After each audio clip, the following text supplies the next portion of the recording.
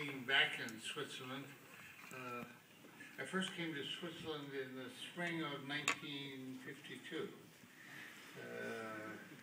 Jean Begley, who was professor of physics at Geneva, gave up being the professor and had become interested in bacterial viruses. There was an electron microscope in Geneva he was looking at. That was the start of really many visits to Switzerland. And I've never climbed any mountains, but I walked up near the top, so I've enjoyed the valley very much on many occasions. This afternoon, I'll talk on why Francis and I won the race for the double helix. So I'll talk sort of like a historian, asking why events happen. What events happened? I wrote a book called The Double Helix, which came out 42 years ago, and I wrote it like it was a novel. I didn't try and explain my motivation. I just tried to say this happened, and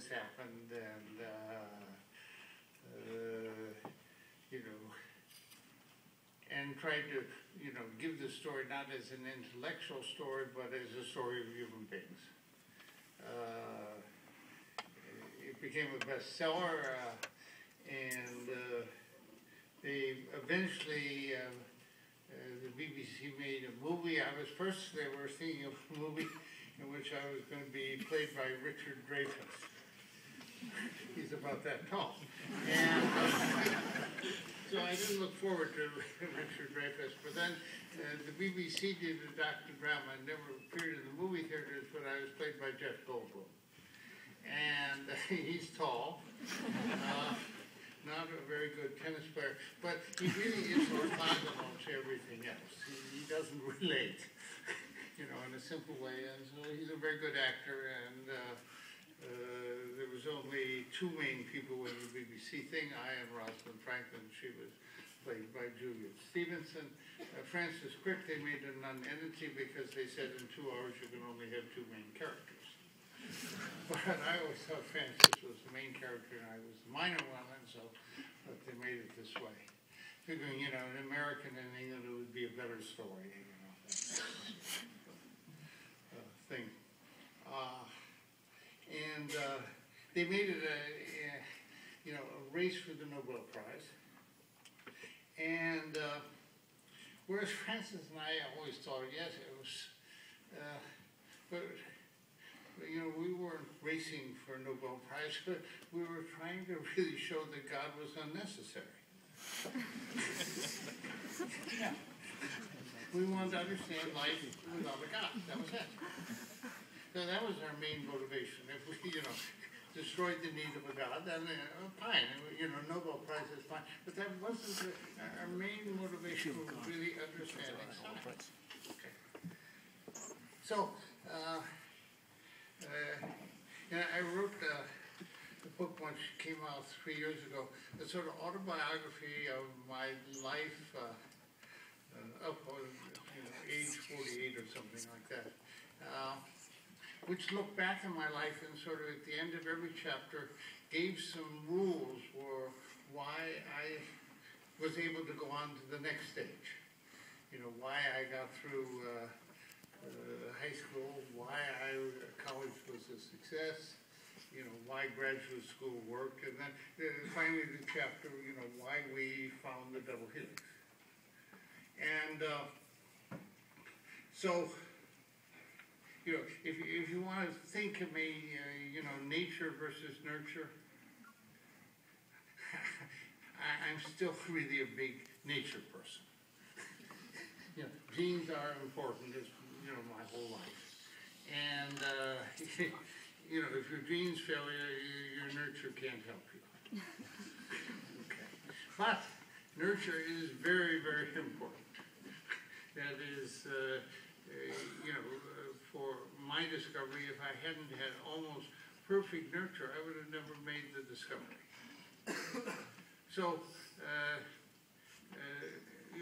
first of all, I had really parents who I didn't rebel against. I was the best behaved child. You know, I wasn't a naughty child, I wasn't, because I liked what my parents said. Okay. That doesn't sound reasonable at all. One, you know, they hated Republicans. Okay. So, all right. You know, they were on the side of the poor people as opposed to the rich people. Okay. Now, it was during the Depression and we were poor. Okay. And so the big hero in my life was Franklin Roosevelt. So, you know, okay. So, and and then I think there were sort of two rules which most important. One is that, you know, only accept as truths knowledge you get from experience. So no truth from revelation.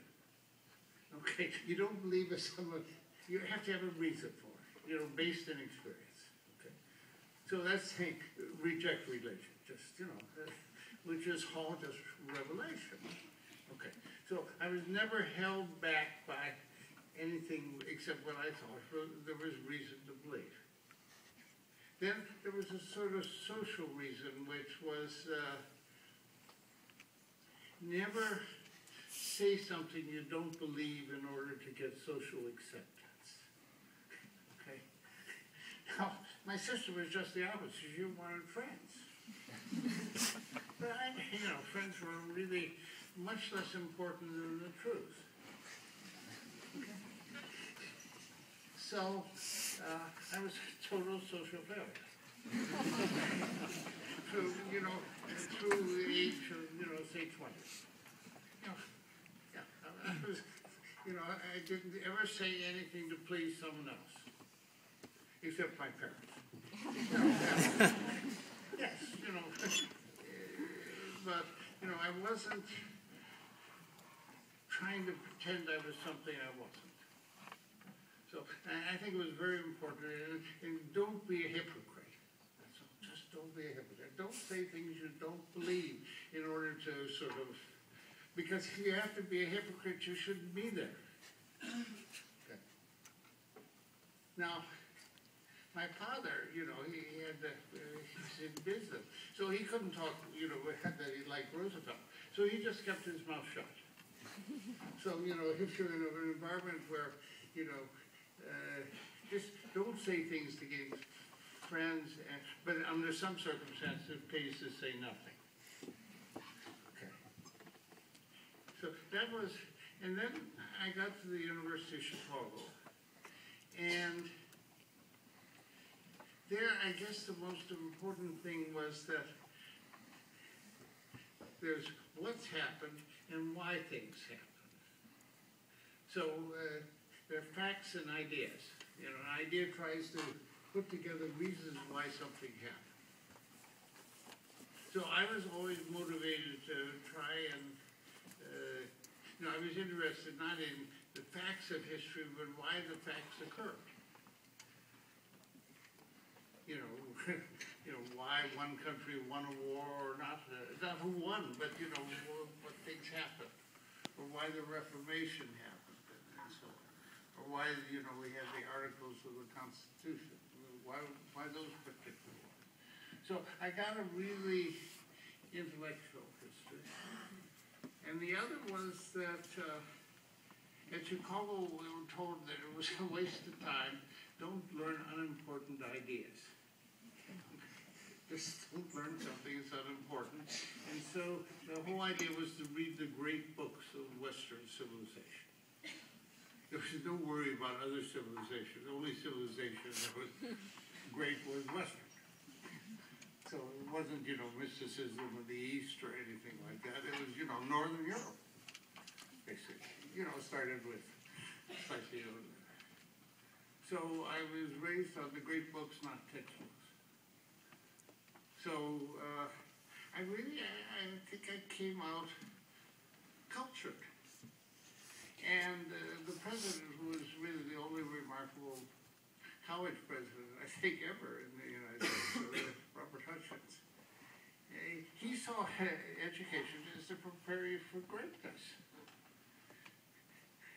And you couldn't be great wait unless you use reason. That was the whole thing.